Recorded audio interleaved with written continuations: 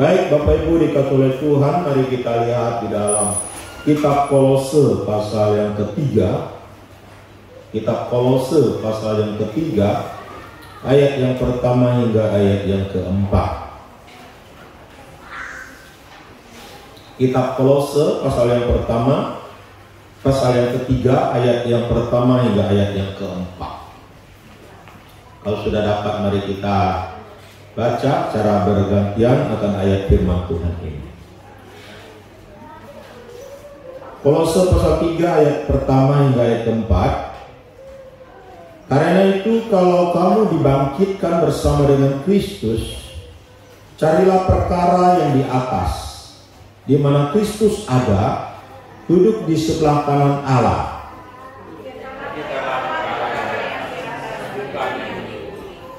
Sebab kamu telah mati dan hidupmu tersembunyi bersama dengan Kristus di dalam Allah.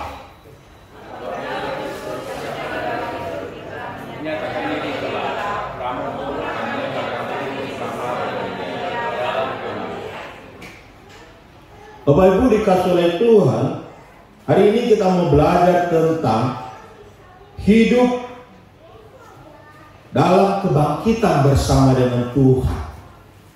Saudara-saudaraku dikasih oleh Tuhan, kita tahu hidup Tuhan Yesus setelah dia bangkit dari antara orang mati itu berbeda dengan hidup dia ketika dia masih sebagai manusia biasa, ya.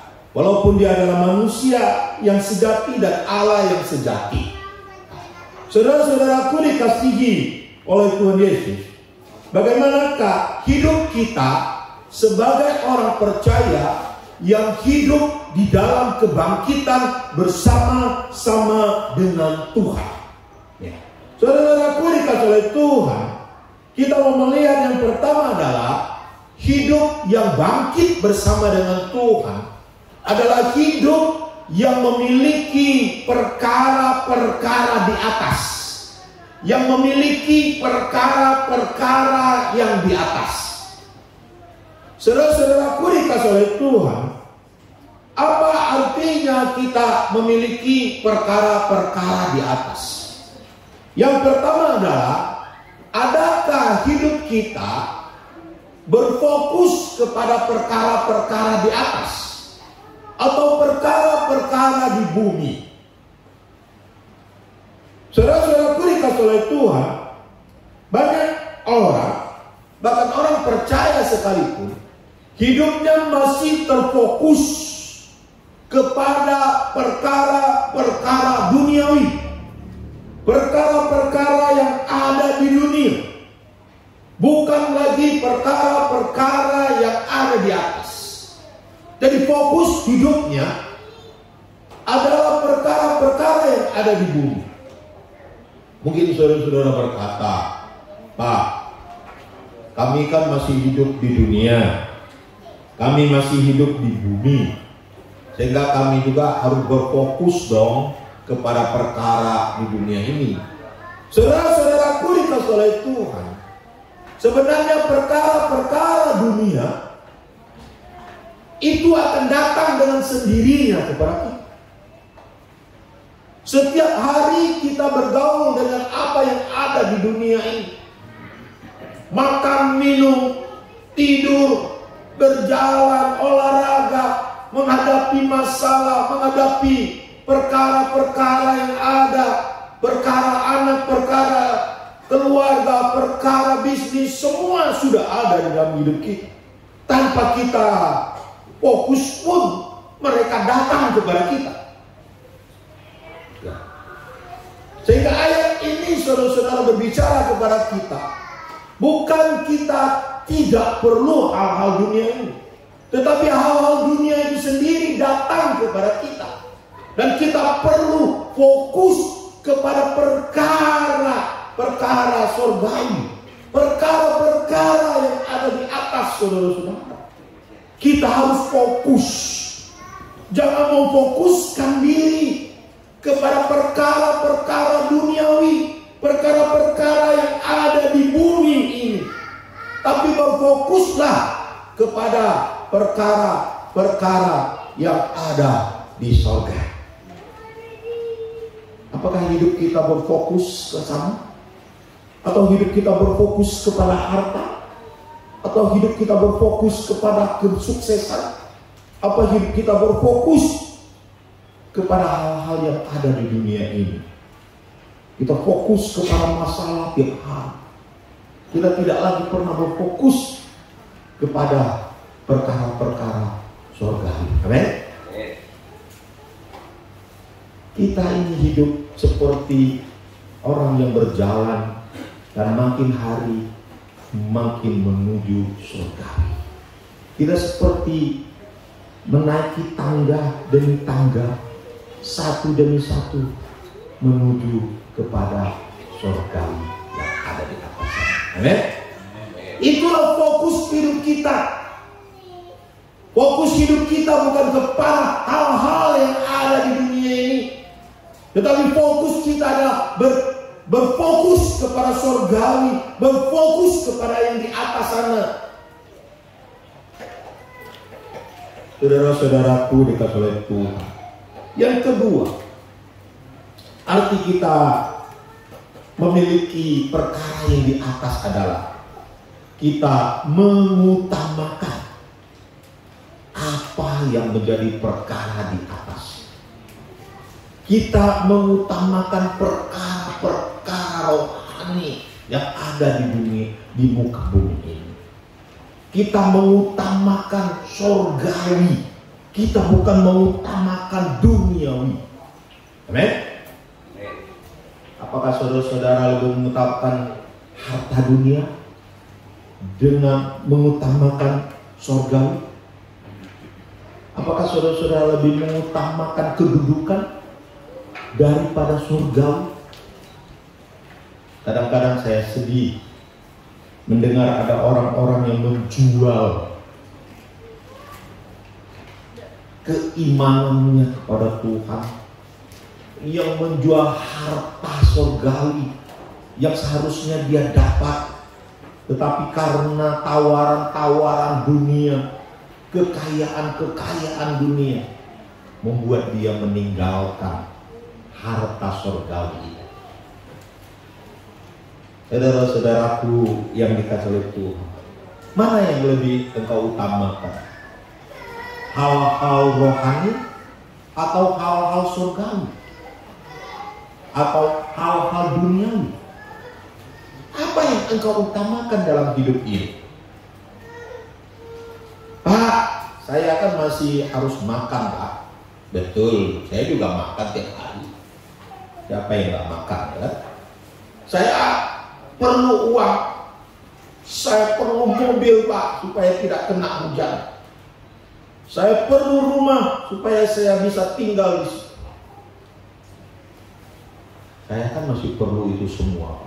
Saya masih hidup di dunia. Tapi saya tanya, mana yang lebih engkau perlukan? Masuk surga atau hartamu? Kalau engkau harus memilih, mana yang engkau pilih? Masuk surga atau harta banyak? Mana yang engkau pilih? Kesuksesan di dalam karir, kesuksesan di dalam masa depan, atau harta atau surga yang engkau pilih? Mana yang engkau pilih?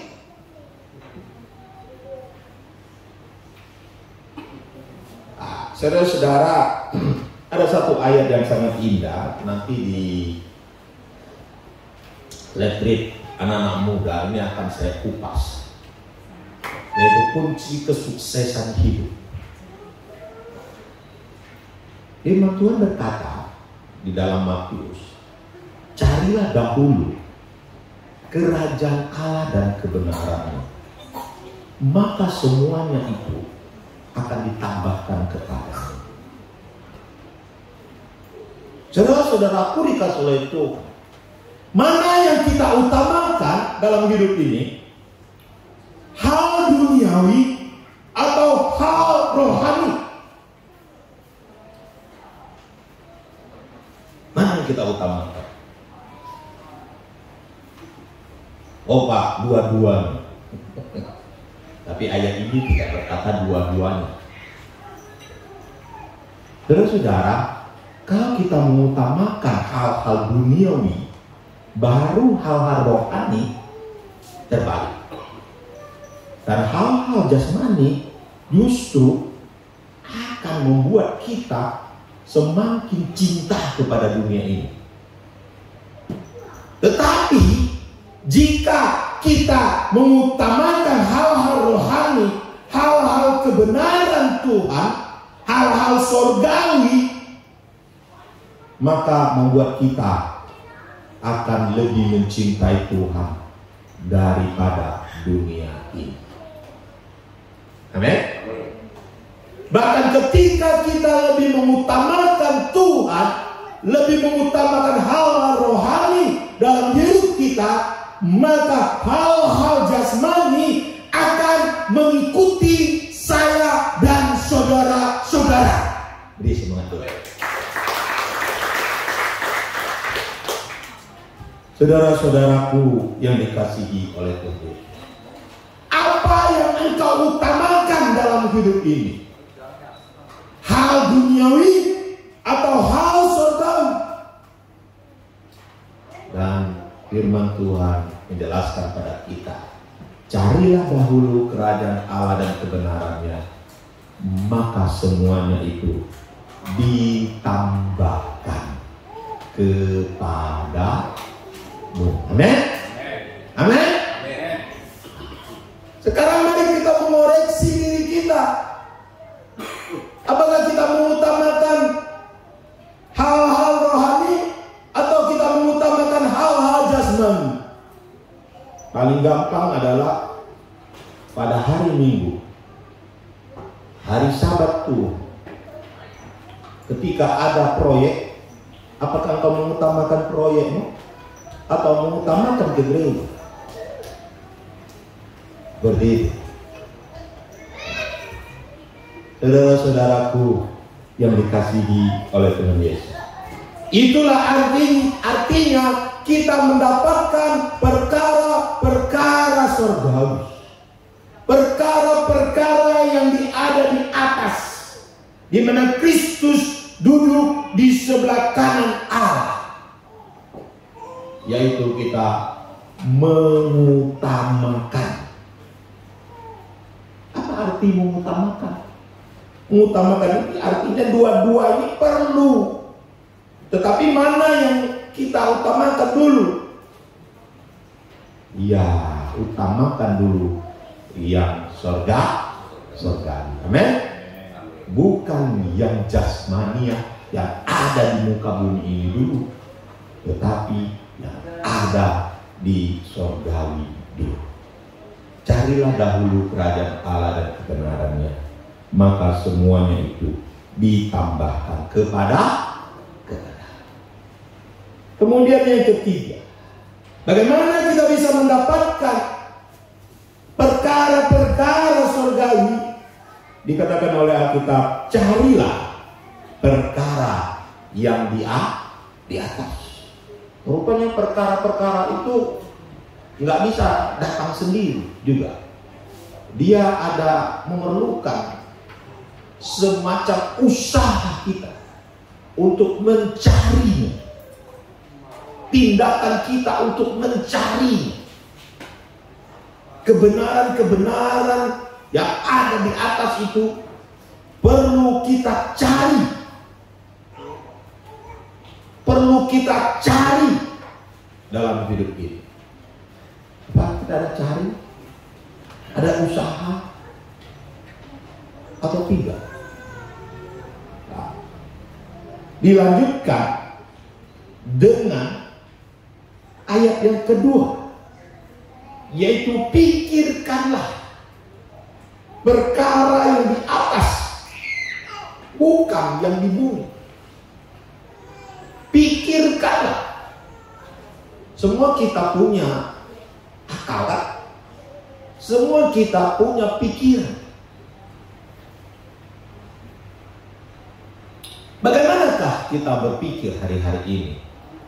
Pernahkah kita berpikir tentang surga? Memang Alkitab tidak terlalu banyak mencatat tentang sorga dan gambaran-gambaran sorga tidak terperinci begitu banyak. Tidak dikatakan kita makan apa di sorga, minum apa di sorga, tidak ada dicatat di situ. Tetapi pernahkah kita berpikir tentang sorga? Saudara, ketika kita bangun tidur, apa yang kita pikirkan? Kalau bapak-bapak minum kopi dulu, kopi, buat kopi kopinya jangan manis ya, pahit saja. Nah, bisa kopi susu bagi yang pakai susu. Atau ibu-ibu ketika bangun pikir apa? Pikir makan apa hari ini? Ya. Buat sayur apa hari ini? Ya. Nah, setelah berjalan pagi masuk siang, apa yang dipikirkan lagi di siang? Pikir pekerjaan, dapat omset berapa hari ini? Berapa banyak yang terjual? Berapa banyak saya untung hari ini? Bagaimana saya dapat untung hari ini? Berpikir dan bekerja keras panjang hari. Bagaimana dapat itu langganan? Bagaimana orang datang? Doanya pun beda juga kan? Nah, pasti doanya Tuhan tolong buat banyak-banyak orang datang, berdoa dan sebagainya. Tuhan tolong buat omset saya naik dan sebagainya. Nah, pikirkan itu kan. Sore yang dipikirkan sudah malam. Hitung-hitungan, ya. Berapa banyak yang didapatkan, evaluasi dan seterusnya.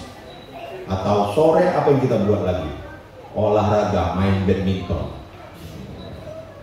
Main badminton. Pikir lagi bagaimana supaya saya sehat, saya kuat dan seterusnya. Ada nggak kita pikir tentang surga satu hari itu? Ada? Tak ada, saudara. Jarang. Kita terlalu banyak memikirkan hal-hal duniawi. Tapi kita terlalu sedikit memikirkan hal-hal surgawi. Kenapa kita berpikir sebuah istana tersedia bagiku di balik bukit di negeri kekal. Pernah tak kita memikirkan apakah hari ini saya telah berkenan kepada Allah? Apakah hari ini saya telah mendapatkan pahala dari Tuhan? Apakah apa yang saya kerjakan berkenan kepada Tuhan atau tidak? Atau kita dalam dunia ini terlalu banyak memikirkan hal-hal duniawi, hal-hal yang ada di bumi. Kita sering berpikir berapa harta kita, berapa kekayaan kita, tapi kita lupa, kita jarang berpikir berapa banyak pahala kita di surga. Kalian berpikir sudah berapa banyak pahalanya? Padahal Tuhan berkata apa? Kumpulkanlah harta surga, supaya di surga tidak ada nyengat dan karat, dan juga tidak ada pencuri.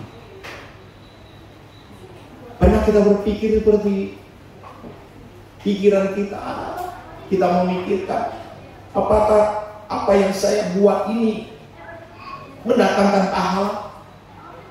Apakah saya buat ini terkumpul pahala di surga? Betul? Ada nggak pikir kita? Nah, makanya kita sering dalam persembahan itu kan cari yang terkecil ya. Persembahan kami sedikit sekali, udah sedikit sekali lagi kan? Nah, gitu. Ada nggak kita pikir ketika kita memberi persembahan, bagaimana dengan pahala kita di surga? Pernahkah kita berpikir kalau saya berbuat kebaikan, menolong orang lain, supaya saya terkumpul pahala saya di surga? Mungkin saudara, pahala itu apa ya? Nah itulah kadang-kadang pikiran kita ini terlalu icik gitu. Pernah kita berpikir surga itu jalannya dari emas? Karena Alkitab sudah mencatat, itu yang diberikan gambaran oleh Alkitab. Surga itu terbuat dari emas. Waduh, luar biasa kan? Betul gak? Wah, surga itu indah sekali terbuat dari emas. Tempat yang paling indah di dunia di mana ya? Bingung juga. Saya sering nonton TV. Kalau saya nonton TV, lalu ada itu top itu tempat-tempat yang indah itu ditayangkan. Waduh, tempat di sini indah. Oh, tempat di sini indah. Oh, ini paling indah. Ini paling indah. Tempatnya menawan, tempatnya begitu luar biasa. Tapi saudara-saudara, Alkitab berkata, tempat di surga lebih indah dari tempat yang ada di muka bumi. Amin. Lebih indah dari segala tempat di muka bumi. Pernahkah kita berpikir, pernahkah kita memikirkan itu semua di dalam kehidupan kita? Atau terlalu sedikit kita memikirkan? Makanya iman kita menjadi kerdil. Mengapa? Makanya kita bisa meninggalkan Tuhan, karena kita anggap surga itu sesuatu yang biasa-biasa saja. Padahal dalamnya terbuat dari emas. Oh, saya pergi ke Singapura. Dikatakan orang Singapura itu tempat yang indah. Ya memang pergi ke sana juga lihatnya juga indah. Di Marina Bay itu ketika kalau malam itu cantik sekali lampu-lampunya. Tapi saudara-saudaraku dikasih oleh Tuhan, di surga lebih indah dari segala yang ada di muka bumi ini. Bahkan tidak sebanding, bermiliaran bandingannya dengan di surga sana. Indah, luar biasa. Jalannya saja terbuat dari emas. Pernah saya sudah bayangkan kalau sudah berjalan di atas emas? Lalu rumahnya dari mutiara, tanah-tanahnya dari mutiara. Saudara-saudara pernah membayangkan dia berkilau-kilauan? Bukan emas yang buram-buram, tapi emas yang berkilauan. Pernah saudara-saudara bayangkan itu semua? Lalu dikatakan surgawi itu adalah tempat di mana tidak ada lagi air mata, tidak ada lagi kesedihan, tidak ada lagi kesusahan. Saya memang tidak keliling dunia sih, hanya beberapa negara saya pernah pergi. Tapi banyak juga orang yang susah juga di sana. Masih juga ada orang yang sedih-sedih juga di sana. Mukanya juga tidak berseri-seri semuanya di sana. Tapi Alkitab berkata, di sana akan penuh dengan kebahagiaan, penuh dengan sukacita. Apakah kita pernah berpikir bahwa itu adalah orang yang boleh memikirkan itu, atau orang yang memikirkan itu adalah orang-orang yang sudah tua, Pak? Udah meningkat umur 70, 60 lebih. Kalau masih yang 30 gak perlu pikir surga. Bisa kita bilang enggak. Alkitab berkata di sini. Ada disebut umur di sini. Di sini apa dikatakan? Pikirkanlah perkara di atas. Apakah 60 saja memikirkannya atau 70 memikirkannya? Semua kita diperintahkan, pikirkanlah perkara-perkara di atas. Amin. Wah, di surga itu sangat indah. Alkitab berkata di sana, pintu-pintu gerbang terbuka siang dan malam. Tidak ada lagi yang laknat, tidak ada lagi orang jahat, tidak ada lagi pencuri. Mau curi apa lagi di surga? Apa yang mau dicuri lagi? Ya kan? Nah, enak nggak kalau kita pergi ke satu tempat yang semuanya tidak ada pencuri, semuanya orangnya baik-baik, tidak ada lagi orang jahat di sini. Oh, kalau kita pergi ke satu tempat yang banyak penjahat, bahaya kita kan? Nanti pikir barang saya hilang lah, nanti pikir anak saya yang saya bawa diculik orang lah. Nah, waktu kami pergi Singapura, kami turun dari mobil, lalu kami menunggu mobil yang lain lagi, lalu ada barang-barang saya taruh di satu tempat di situ, ya. Lalu saya pergi cari-cari mobil di situ. Lalu Simon teriak-teriak sama saya, "Hei, barang kita ini!" Lalu tenang saja. Lalu selesai itu pulang, dia ngomel-ngomel dengan saya. Nanti kalau barang kita hilang, kita taruh sembarangan di situ. Ya, betul lah. Kalau di mana gitu. Tapi kalau Singapura, saya karena saya sudah berapa kali pergi, jadi saya mengerti keamanan di sana. Taruh barang di situ tuh nggak hilang sih, tidak hilang. Ya, aman, enak, aman gitu. Di surga nggak ada lagi itu namanya pencuri, tidak ada lagi namanya itu penculik, tidak ada lagi namanya penjahat.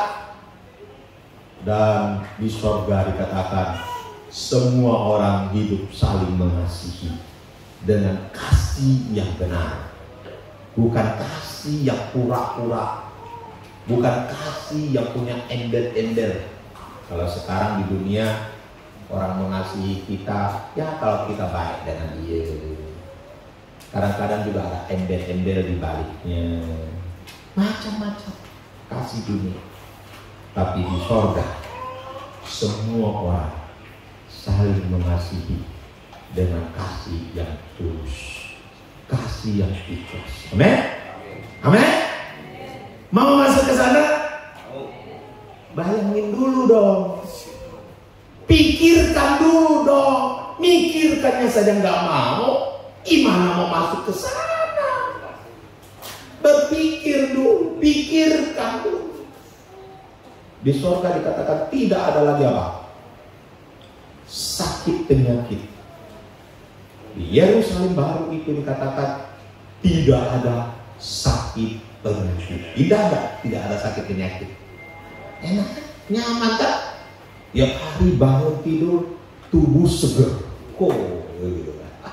Tiap hari tubuh sehat, ya kan? Kok enak? Walaupun kita nanti pakai tubuh kemuliaan, tubuh yang tidak pernah sakit lagi, luar biasa tubuh kita.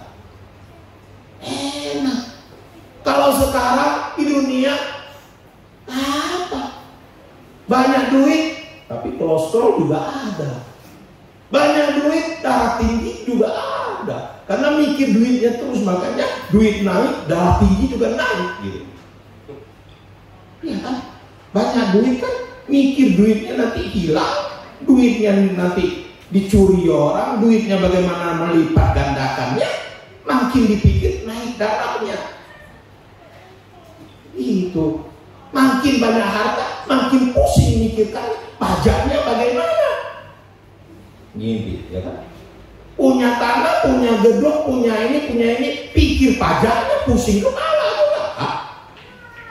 Punya mobil mewah, mikir pajaknya.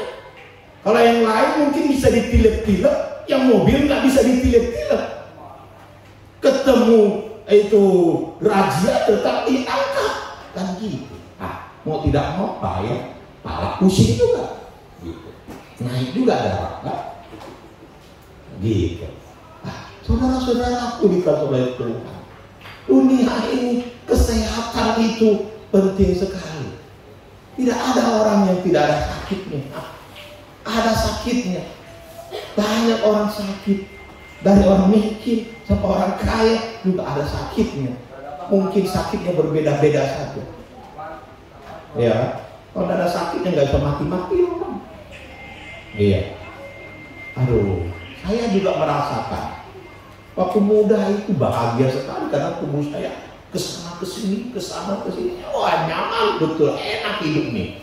Tapi ketika umur sudah 54, udah mulai itu bangun tidur, kurang tidur, mulai kepalanya nyut. Sudah nggak enak itu hidup.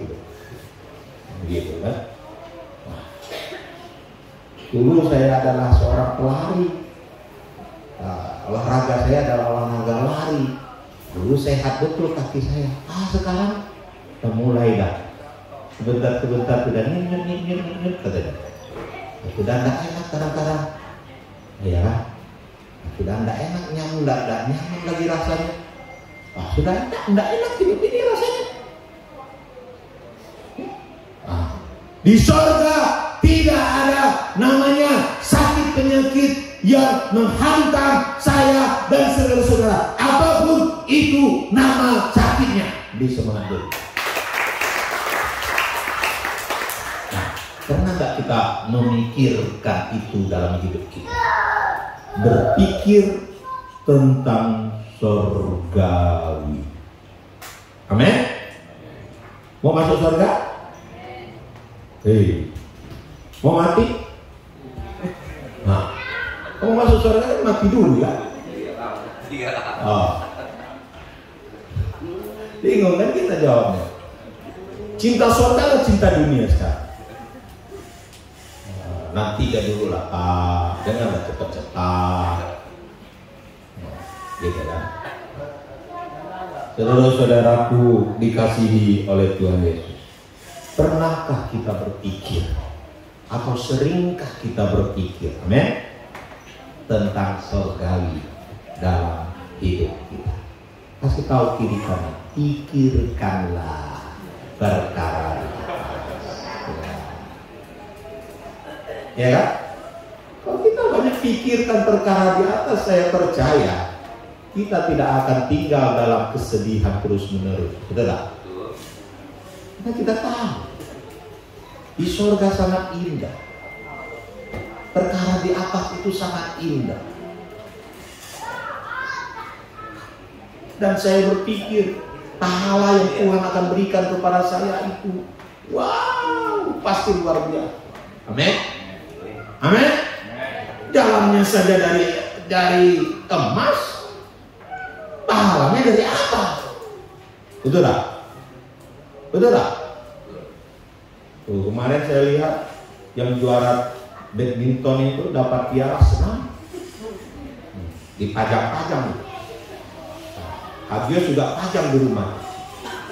Itu baru piala dari apa gitu kan? Kalau dari emas bagaimana? Tapi bahaya juga kalau di dunia dikasih emas. Nanti malam hari dicuri orang. Pencuri datang. Saudara-saudaraku dikasih oleh Tuhan, pikirkanlah perkara-perkara di atas. Jangan tiap hari mikir duit berapa banyak tambah, perkara masalah ini, masalah itu, masalah ini, masalah itu. Tiap hari masalah ini, masalah. Tidak selesai hidup ini. Kalau pikirkan masalah terus, pernah tidak kita pikirkan perkara-perkara di atas? Amin? Amin? Pikirkanlah perkara-perkara di atas. Jangan di bumi. Di bumi ini akan berlalu. Bukan berarti kita tidak perlu yang ada di bumi ini. Dia sendiri akan datang. Nggak perlu kepikir, dia juga datang. Tanpa kepikir dia juga datang. Betul lah. Tagihan air itu nggak usah kepikir, dia datang sendiri itu. Kalau nggak bayar nanti diputusin, mikir sendiri. datang sendiri. Itu voucher itu nggak usah kepikir, dia datang sendiri, dia akan bunyi tet tet tet katanya. Duit katanya. Tak usah dipikir juga pikir, datang sendiri dia. Dan ketika datang mau tidak mau kita pikir, gitu kan? Sekarang bagaimana kita menjadikan apa di dunia ini cara berpikir kita dari Tuhan, memikirkan hal-hal dunia. Itu yang terakhir. Kita memikirkan hal dunia dengan cara dari Tuhan, atau dari atas memikirkan yang di bawah. Atau saya beri istilah melihat perkara dunia dengan kacamata surgawi. Melihat perkara dunia dengan kacamata surgawi. Menilai hal-hal dunia dengan perkara, menilainya dengan cara-cara rohani. Nah, saudara-saudara, kita sering naik pesawat. Mungkin ada yang tidak, ada yang tidak. Ketika kita naik pesawat, kita dari atas dan melihat rumah kita mungkin kecil, bahkan lama-lama tidak kelihatan. Kita mungkin melihat itu gereja kita dari atas, lama-lama kecil dan tidak kelihatan. Saudara-saudara, jika kita memandang persoalan kita, perkara-perkara dunia yang ada pada kita dari kacamata Tuhan, maka dia akan menjadi kecil. Amin. Mungkin sekarang kita berpikir, uang itu menjadi perkara yang besar dalam hidup saya. Saya perlu banyak uang.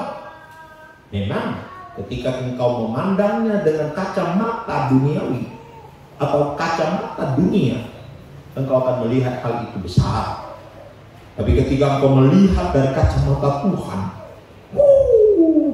Tuhan pencipta alam jagat raya, Tuhan pencipta segala harta surgawi, Tuhan pencipta segala harta dunia, Tuhan yang menciptakan alam semesta raya ini, Tuhan yang melihat dunia ini seperti setitik, sebuah bola seperti bola pingpong saja. Tuhan yang melihat dunia ini, yang menciptakan dunia dari ujung ke ujung dan tidak menjadi lelah. Tuhan yang menciptakan alam jagat raya ini, bintang-bintang yang triliunan bintang itu Tuhan yang ciptakan. Ketika engkau melihat dari sisi Tuhan, harta yang engkau perlukan berapa juta? 100 juta, 200 juta, 1M, 2M, 1 triliun, 2 triliun, 1000 triliun, kuartas triliun. Di hadapan Tuhan semua itu kecil. Amin. Dari kacamata Tuhan kita memandang dunia ini. Amin. Ketika engkau memandang mungkin sakit penyakitmu adalah sebuah perkara yang sangat besar, perkara yang hebat, dokter juga tidak mampu lagi menangani, dokter luar negeri juga tidak mampu menangani, dokter sampai kemana pun tidak mampu menangani. Engkau berkata itu terlalu besar, terlalu hebat, terlalu luar biasa. Itu kacamata dunia. Tetapi ketika engkau memandang dari kacamata Tuhan, Tuhan pencipta manusia, Tuhan yang menciptakan cacing-cacing yang ada di perut kita, Tuhan yang menciptakan setiap engine yang ada di dalam perut kita, yang ada dalam tubuh kita, Tuhan yang menciptakan setiap tetes-tetes darah yang ada di tubuh kita, Tuhan yang menciptakan urat-urat yang ada di tubuh kita, Tuhan yang menciptakan setiap inci daging-daging yang ada di tubuh kita. Tuhan yang menciptakan segalanya. Tanpa Dia tidak ada sesuatu di muka bumi ini. Diciptakan di dalam Tuhan Yesus Kristus. segala sesuatu diciptakan di dalam Dia. Tanpa Dia tidak ada segala sesuatu pun yang jadi. Ketika kita memandang seperti itu, penyakit itu menjadi kecil. Amin. Ketika kita memandang dari sisi mata Tuhan, orang yang mati 4 hari saja, Tuhan bilang apa? Lazarus, keluarlah dari kuburan. Ketika Yesus berkata keluarlah Lazarus. 4 hari sudah di dalam kubur. Bahkan ketika ada yang mati, Yesus berkata, jangan menangis, dia tidur. Orang mati bilang tidur. Kalau kita mungkin sudah kerepotan sudah, tapi dari kacamata Tuhan semuanya itu tidak dan tidak. Amin. Bagaimana kita memandang dunia ini? Dari kaca mata Tuhan. Praise the Lord. Terakhir saudara-saudara, di ayat yang keempat mau bicara kepada kita apa? Apabila Kristus yang adalah hidup kita menyatakan diri kelak, kamu pun akan menyatakan diri bersama dengan Dia dalam kemuliaan. Bagaimana hidup sesuai dengan kebangkitan Tuhan Yesus, atau hidup bersama dengan Tuhan Yesus, yaitu hidup dalam kemuliaan. Memang ini berbicara tentang Kristus yang akan datang kedua kali, dan ini belum terjadi sampai hari ini. Tapi kita sebagai orang Kristen, orang percaya, kita sudah harus memiliki apa? Mental akan dimuliakan bersama dengan Tuhan. Amin. Saudara-saudara, kita kan sering main itu kan, badminton kan. Ketika kita main badminton, saya ngomong dengan Agus, kamu akan menang lawan dia. Ketika Agus percaya kata saya, dia langsung semangat. Jadi dia langsung semangat. Mental menangnya itu sudah ada. Gitu. Mental menangnya itu sudah ada.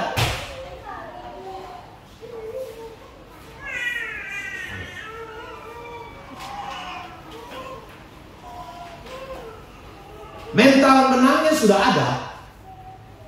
Walaupun dia belum menang, tapi mental menangnya sudah ada. Nah, apa arti hidup dalam kemuliaan? Dengan mental hidup dalam kemuliaan. Saya jelaskan di sini, kemuliaan yang dimaksudkan di sini adalah orang percaya akan dimuliakan oleh Tuhan, oleh malaikat, oleh manusia yang ada waktu itu. Karena akan ada yang namanya kerajaan 1000 tahun.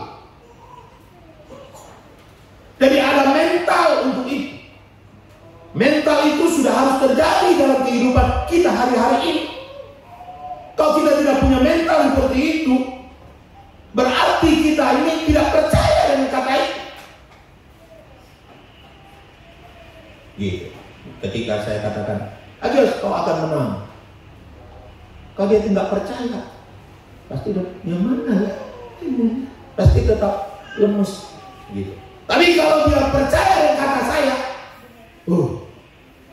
dia akan semangat, betul tidak? Ibu-ibu juga begitu kan? Ketika dia bilang, kamu cantik deh. Kalau dia yakin dengan kata itu, saya cantik gitu. Tapi kalau dia tidak yakin, ini pasti bohong lah, ini pasti gombal lah, pasti dia tetap lemes gitu.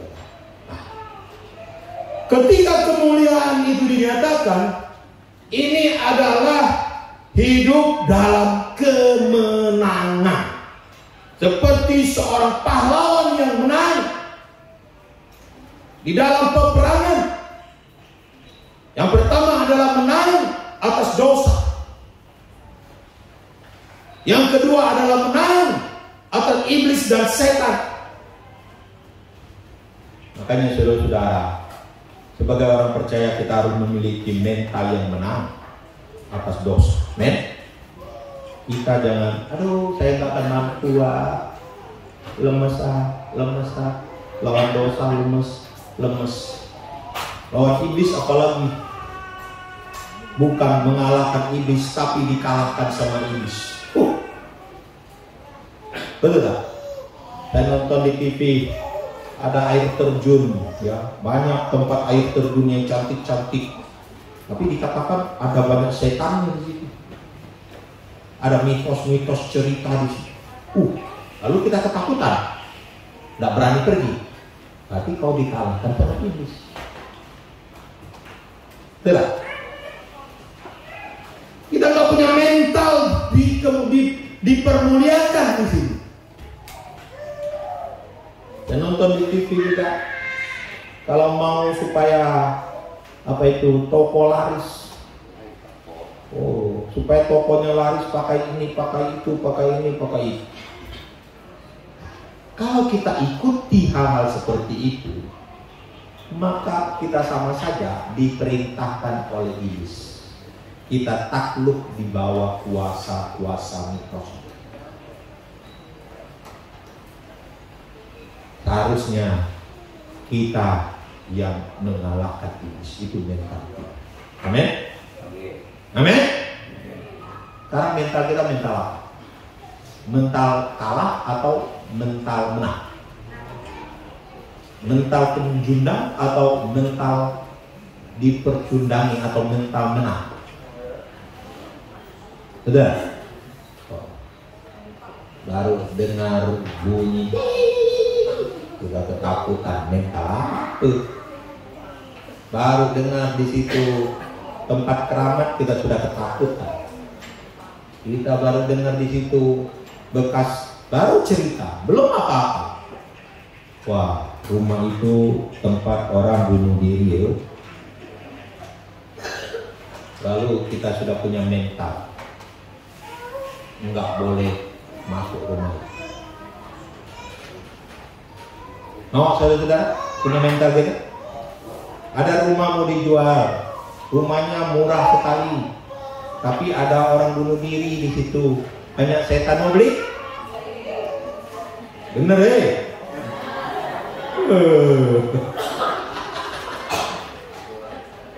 Mental itu ya, mental kita mental kalah.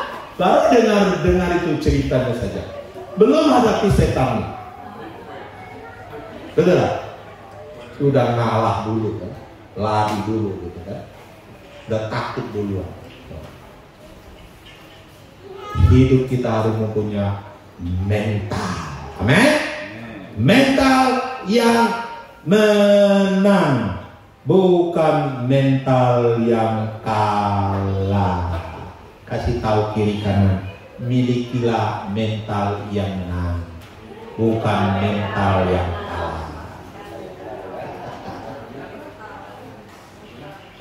Ya, itulah dia kebenaran firman Tuhan yang kita dengar.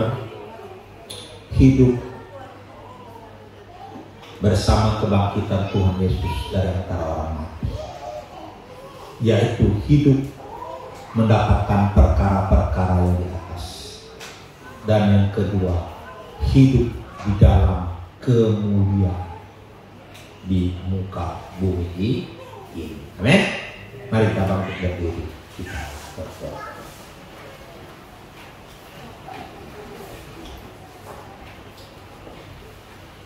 Kita tundukkan kepala.